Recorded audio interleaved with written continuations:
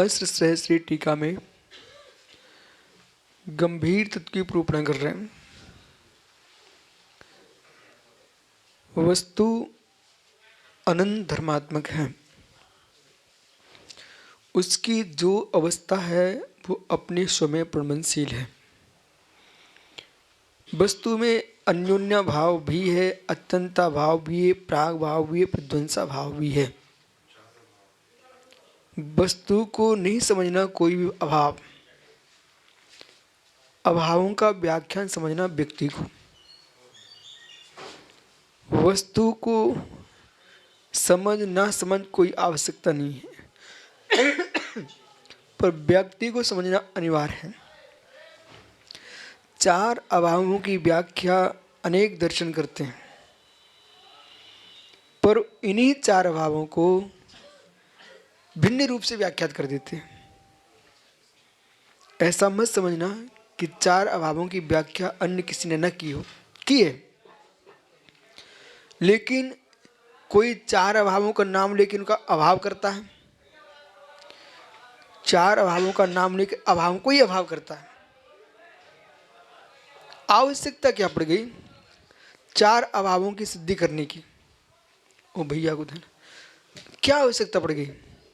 चार अभावों का पोषण करने की आवश्यकता क्या पड़ गई? इन चार अभावों का अभाव कर रहे थे शीघ्रम।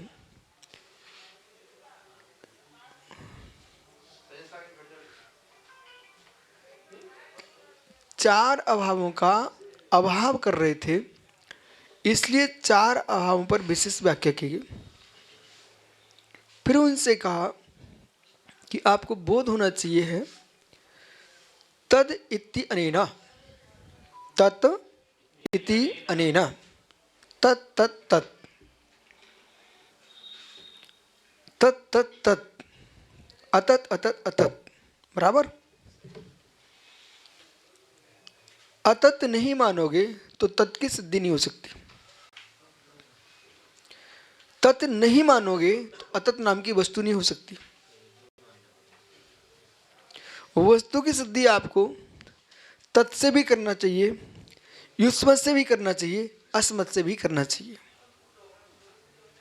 युष्मत से अन्य पुरुष की सिद्धि करोगे, मध्यम पुरुष की। तत् से अन्य पुरुष की करोगे, अस्मत से स्व की करोगे। अहम, अहम यूयम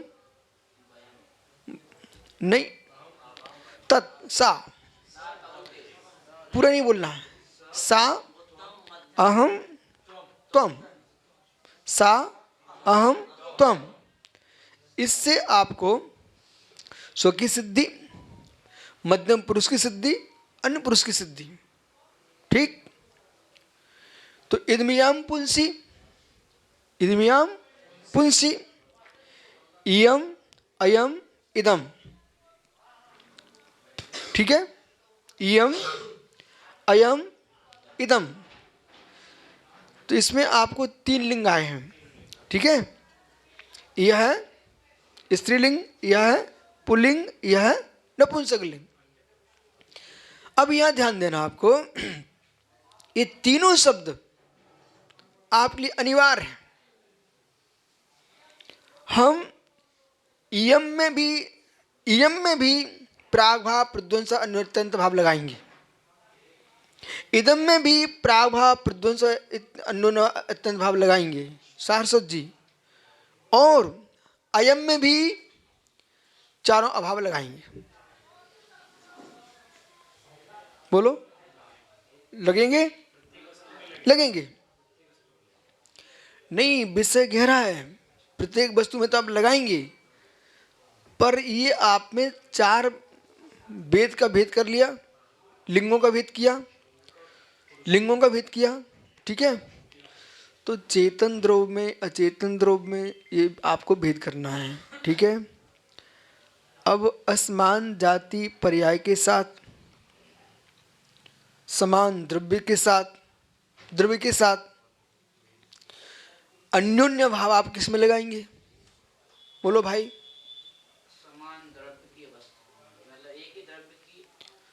नाना अवस्थाओं में। नहीं, द्रव तो अलग अलग रहेगा लेकिन द्रव एक रहेगा। द्रव अलग अलग रहेगा परंतु वो द्रव पुद्गल होगा।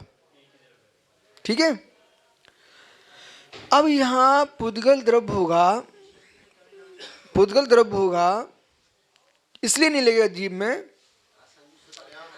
इसलिए नहीं लगेगा जीव में, अन्योन्य भाव जो है कालांतर में एकत्वभूत हो सकता है। बोलो, अन्योन्य भाव जो लग रहा है वो अवस्था एक रूप हो सकती है कभी। जो अन्योन्य भाव है, अरे सुनो भाई, अन्योन्य भाव क्यों भिन्न कर रहे हैं हम? जो अन्योन्य भाव जिसमें हम लगा रहे हैं, जैसे कि पुद्गल द्रव्य, आम, अंगूर, दोनों पुद्गल हैं पर अन्योन्य भाव है, भिन्न भिन्न पर्याय हैं, भिन्न भिन्न पर्याय हैं, भिन्न भिन्न पर्याय हैं, तो इनमें अत्यंत भाव क्यों नहीं लग रहा है? बोलो भाई सार सागर जी।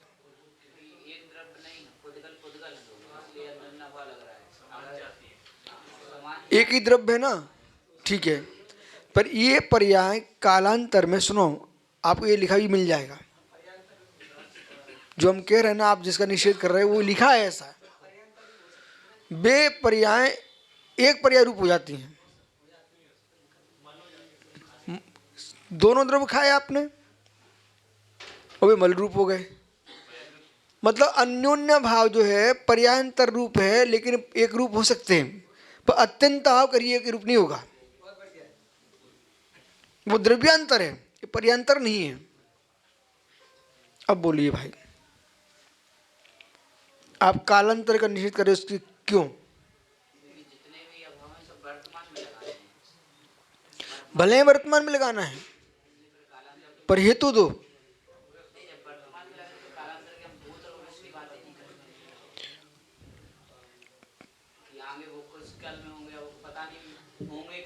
होंगे होंगे होंगे।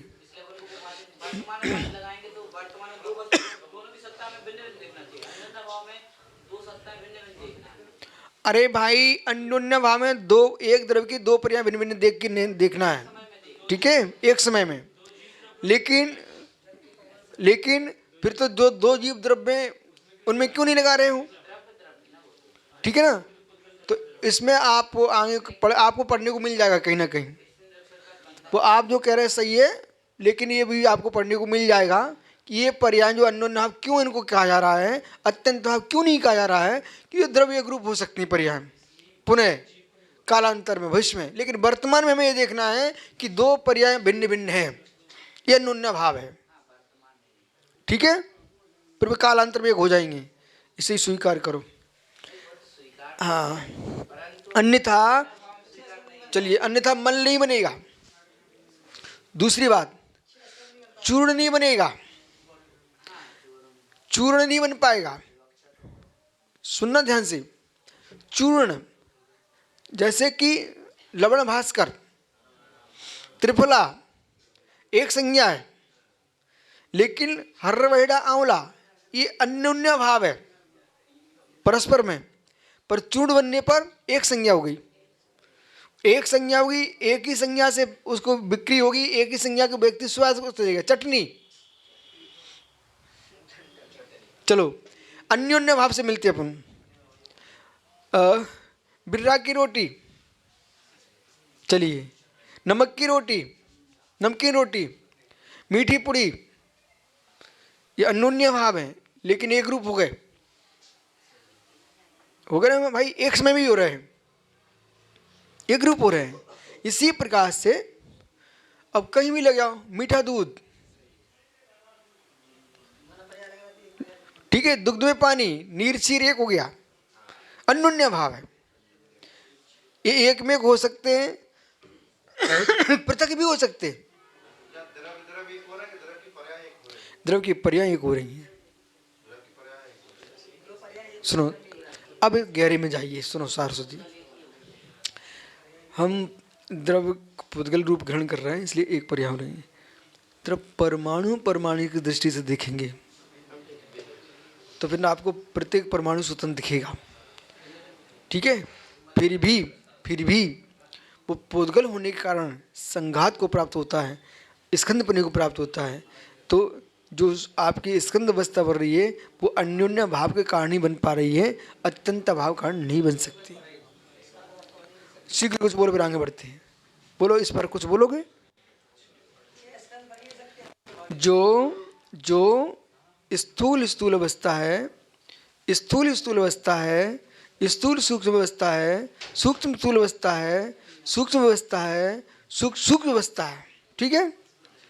अब इनमें जो भेद संघाताभ्यम चाक्षुषा, भेद संज्ञा से चाक्षुष स्कंद उत्पन्न होते हैं, ठीक है।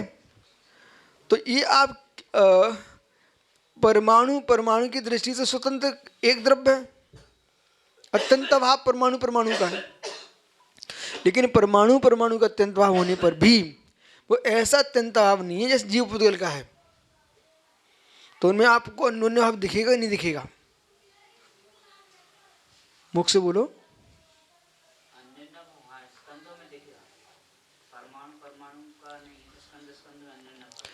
नहीं, परमाणु आप तो बताइए, जो स्थूल स्थूल पर्याय हैं, ठीक है, स्कंद आदि हैं, परमाणु जो हैं स्कंद बने को प्राप्त होते हैं। भेद संघाताभ्यम चाक्षुषा, भेद से संघात दोनों से चाक्षुष स्कंद उत्पन्न होते हैं। तो जो पुद्गल परमाणु है, भले परमाणु परमाणु अत्यंत भाव है, फिर भी स्कंद बने को प्राप्त होते हैं। तो इनमें आपको अन्योन्य भाव कोई दृष्टि बनेगी नहीं बनेगी? बस यहीं तक अब आगे चलते, इतने तो कहलवाना था, इसके आगे चलो। है तत् तत् तत् अनेन तदित्य अनेन तत् इस प्रकार से सर्वप्रवादीनाम इष्टम तत्त्वम परमादृश्यते। ओ तत् इति अनेन, इस प्रकार से सर्वप्रवादी नाम सभी प्रवादियों को इष्ट है। क्या? तत् वस्तु है, वस्तु है, वस्तु है, यह वह हम सब प्रवादियों को इष्ट है।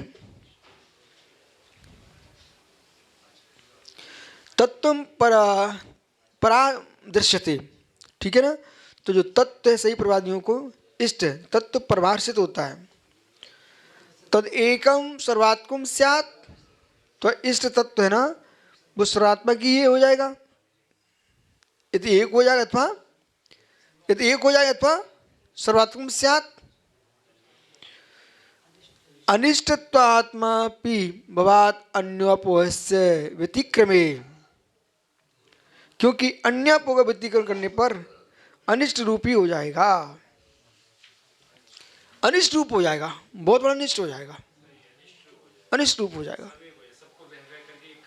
एक हो जाएगा, कुछ भेद ही नहीं बचेगा। मतलब आप मोच जाने की बात छोड़िए, थोड़ी बात कर लेना, बाद में आपका व्यवहार ही नहीं फलेगा, जीवन ही नहीं चल सकता, जीवन ही नहीं चल सकता यदि अन्योन्य भाव का अभाव कर दिया।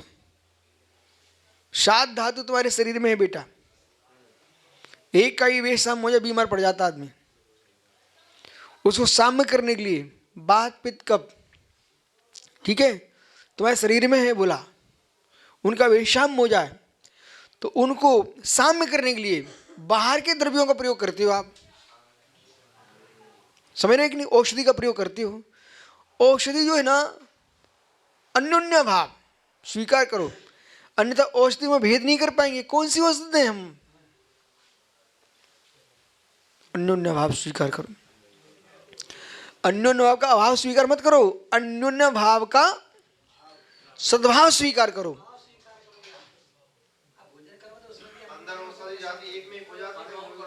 इसलिए तन्योन्य भाव है, वही तो हम सारस्वती जी समझा रहे हैं। पूछ लो इनसे, भाई बोलो, बोला क्या बोल रहा है, पूछना बोला इनसे।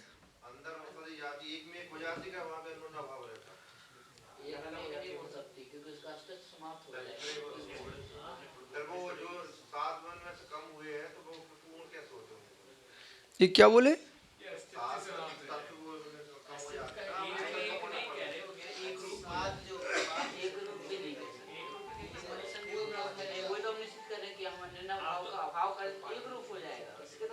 सुनो भाई,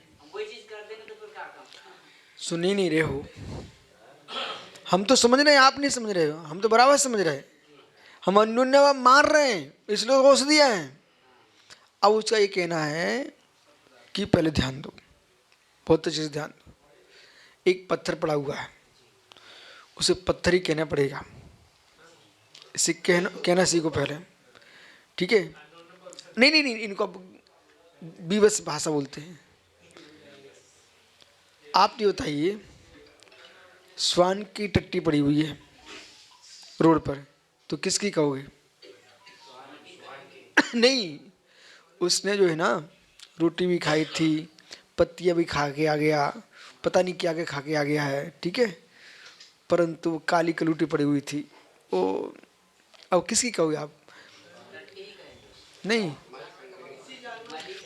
तो वो कोई पुरुष का पड़ा है, तो पुरुष ने माना कि बोली का पड़ा है, तो उसने आज बाटी भी आहार में ली, रसगुल्ले भी लिए, ठीक है, साग भी खाया, ठीक है, बादाम रबड़ी सब कुछ खा के आया वो, हरी चटनी भी खाई उसने। अब प्रश्न ये है कि उसने कड़ी भी खाई थी। अब ये बताइए, वो कड़ी जैसा पड़ा हुआ है मल, तो अब वो मल, ये आप ये बताइए, ये बाटी का मल है कि कड़ी का मल है? किसका है?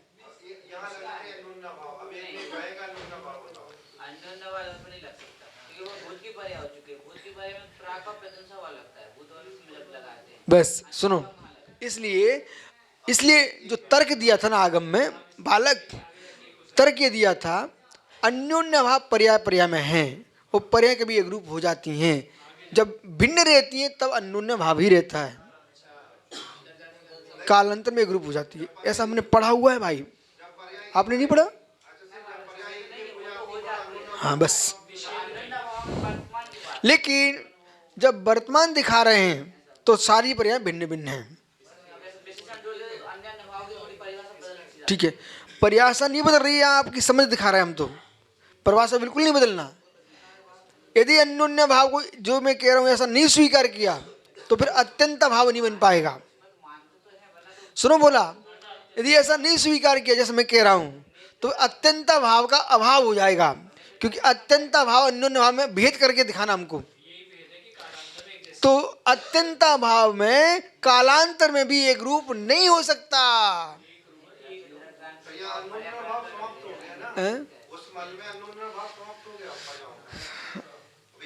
नहीं, वर्तमान में आप यही कहना कि एक पर्याय का दूसरी पर्याय में अभाव दिखाई दे रहा है, ये अन्योन्य भाव है। आइए, इसलिए समझ में आ रहा है,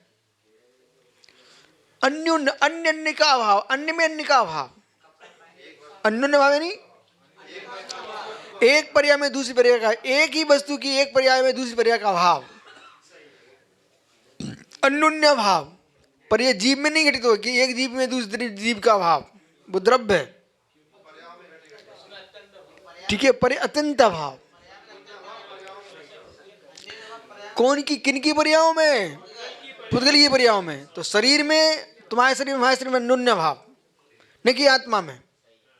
बोलो महात्मा जी, हमारे शरीर का आपके शरीर में अन्योन्य भाव के अत्यंत भाव, बोलो बोलो, क्या बोल रहे हो? हमारे शरीर में आपके शरीर में अन्योन्य भाव के अत्यंत भाव, हमारे शरीर में आपके शरीर में अन्योन्य भाव के अत्यंत भाव। मैं शरीर पूछ रहा हूं, आत्मा नहीं पूछ रहा हूं। शरीर शरीर में अन्योन्य भाव,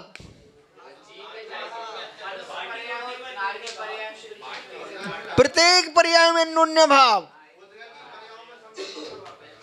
प्रत्येक पर्याय में अन्योन्य भाव, चाहे मनुष्य हो, देव हो, नारकी हो, पशु हो, जो भी है ना, ये असमान जाति पर्याय है, औदानिक शरीर है और एक शरीर, जो भी शरीर है पौद्गलिक है, अन्योन्य भाव। आत्मा आत्मा में अत्यंत भाव, जीव जीव में अत्यंत भाव, जीव शरीर में अत्यंत भाव। शरीर तो मिल जाते ना। अरे भाई इधर देखो, जलाया ना तो राख हो गया, गाड़ा ना तो मिट्टी हो गया, कोई खा गया ना शरीर को मल हो गया। इसलिए ऐसा है। ठीक है, शेष आगे विचार करें।